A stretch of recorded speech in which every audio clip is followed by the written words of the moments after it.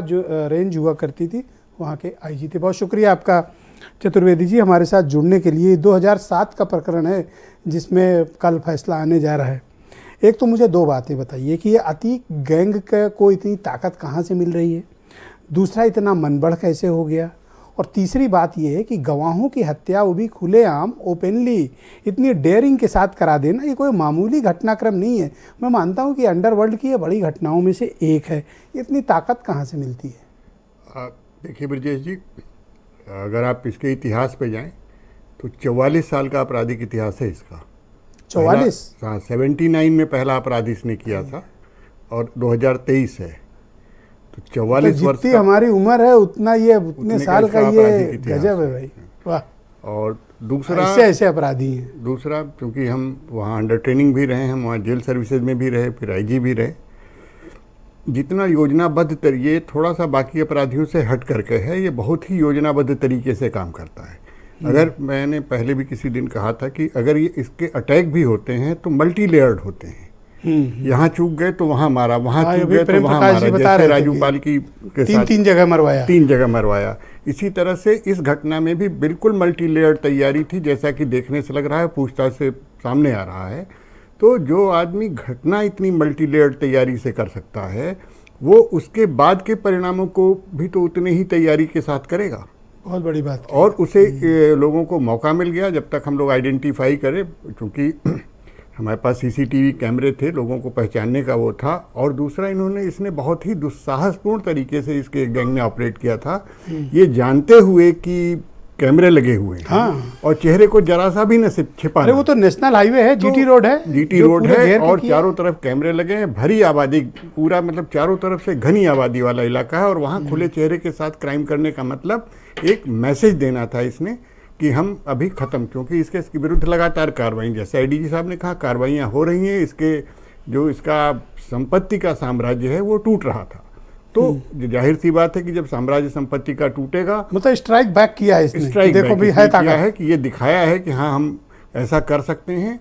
और इसे ये भी अंदाजा है कि किस तरह की सरकार है और किस तरह से पीछे पड़ेगी। तो उसी हिसाब से इन्होंने अपनी तैयारी पूरी की। फरारी कैसे इतनी प्लान्ड है कि 34 दिन, और यूपी पुलिस जैसी, मतलब बहुत ही, यूपी पुलिस में आज भी मैं मानता हूँ कि काबिल अफसरों का और इंटेलिजेंस का बड़ा एक नेटवर्क है, बट मुझे बड़ी हैरानी हो रही कि अब तक हवा नहीं लगी पांचों की।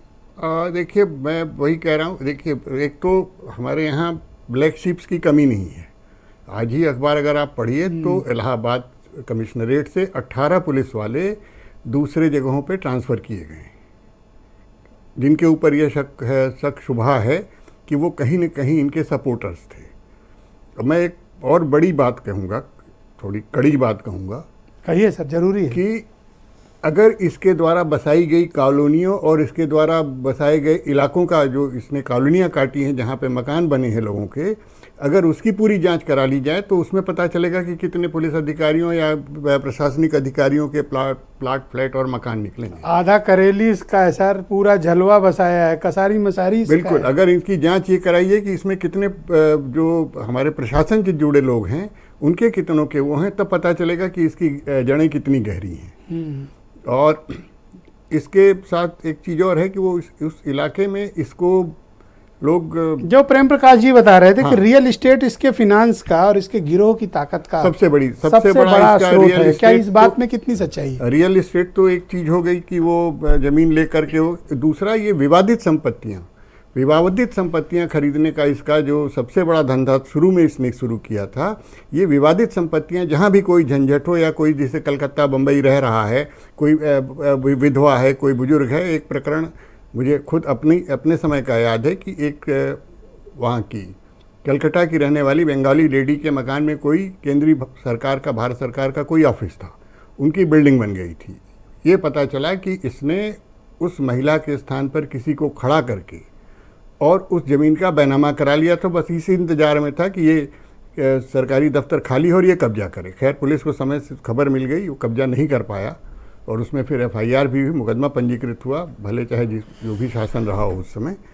तो इस तरह से योजनाबद्ध तरीके से ही ये संपत्तियों पे भी कब्जा करता था। और रियल एस्टेट, जाहिर सी बात है कि आपके कहने का तात्पर्य ये है कि इस घटना को उसने जानबूझकर इसलिए अंजाम दिया ताकि वो अपनी ताकत प्रयागराज में लोगों को दिखा बिल्कुल, सके। उसने अपने बिखरते साम्राज्य को बचाने की आखिरी, कहते हैं आखिरी कोशिश की है। और जिस तरह से सरकार सक्रिय है, जिस तरह से तो पुलिस पहले तो प्रशासन रोज सक्रिय- हेडलाइन चलती थी कि कमर तोड़ डाली, आज ये कट डाला, आज गैंग खत्म कर दिया।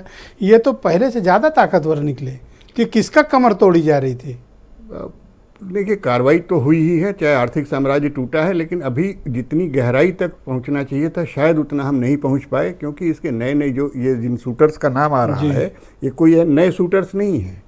जो बम फेंकता हुआ दिखाया गया है, मैं इसमें नाम मिस कर रहा हूँ, वो आपको याद होगा लखनऊ में गोम्स हत्याकांड में उसका नाम आया था। वो तब से सक्रिय आदमी था। गुड्डू मुस्लिम। गुड्डू मुस्लिम को क्यों नहीं उस समय हम लोग ट्रैक कर रहे थे, ये कहाँ है? तो कहीं हाँ, न गुड्डू कहीं मुस्लिम और क्या अरमान सिविल लाइन, किस किस तरह के तो नाम इस तरह के नाम हैं। और ये लगातार सक्रिय लोग रहे हैं। सक्रिय तो लोग। हमने संपत्ति पर तो अच्छा प्रहार किया, संपत्ति को तो तोड़ा। नहीं, समय रहते देखिए प्रयागराज पुलिस की लापरवाही बहुत बड़ी है। अब उसके दफ्तर पे आप 24 दिन बाद छापा मार के बता रहे हैं कि 74 लाख मिले, तो 24 दिन क्या कर रहे थे? अब हो सकता है इंटेलिजेंस डेवलप कर रहे हैं, 10 कुछ कट्टा ऐसा और कुछ हुआ हो। पिस्तौल बता रहे हो कि उसके घर से 24 दिन छापा क्यों नहीं पड़ा? उसके घर पड़ना चाहिए था। थोड़ा सा प्रोएक्टिव फिर हो रही है, तभी तो नहीं मिल रहे। वो पांचों भाग गए। 3:30 बजे घटना हुई थी उस दिन 24 तारीख को, मुझे याद है।